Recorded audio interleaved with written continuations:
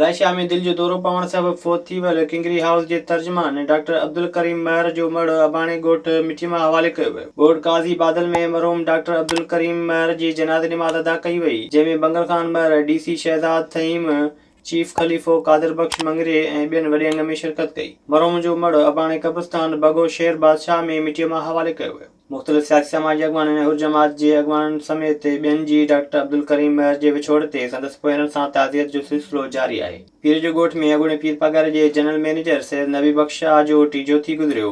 सैयद नबी बख्श शाह राशिदी जे तॾे ते सियासी समाजी ऐं मज़हबी शख़्सियतुनि संदसि पोयरनि सां ताज़ियत कई। उन मौक़े ते संदसि जानशीनी वारी पग वॾे पुट सैयद ज़ाहिद हुसैन शाह खे राशिदी बिरादरी जे चङनि मुड़सनि ॿधाई। मरहूम सैयद नबी बख्श जे पोयरनि सां ताज़ियत जो सिलसिलो जारी आहे। खेंजू वेझो वेगन भाइरनि पैसनि जी लालच में भाउ खे कुहाड़ियूं हणी ज़ख़्मी करे छॾियो। ज़ख़्मी दीन मोहम्मद ऐं संदसि भाउ जान मोहम्मद ॿुधायो त वेगन भाइरनि बनू टांवरी ऐं संदसि पुट माशूक टांवरी कुहाड़ियुनि जा वार करे खेसि ज़ख़्मी कयो आहे।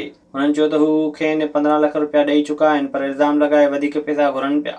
दीन मोहम्मद मुतालबो कयो त मथस हमले जो केस दाख़िल करे जवाबदारनि खे लाकअप करे इंसाफ़ कयो वञे। घोटकी में सिविल सोसाइटीअ पारां बदअमनी ख़िलाफ़ एहतिजाज कयो वियो। अकरम तईम, सुबान सूमरे ऐं ॿियनि चयो त घोटकी अंदरि केतिरे अरसे खां बदअमनी उरूज ते आहे, जंहिं सबबि शहरी सख़्त परेशानियुनि में वरतल आहिनि। हुननि चयो त घोटकी पुलिस ख़ामोश तमाशाई बणियल आहे। पुरत जो चोरी थियल रिक्शा बि वापसि नाहे करायो वियो। अॻवाननि मुतालबो कयो त बदअमनी ते ज़ाब्तो आणे अवाम में पखिड़ियल बेचैनी ख़तमु कई वञे। विज़िट कयो अवामी आवाज़ मीडिया ग्रुप जी वेबसाइट awamiawaz.pk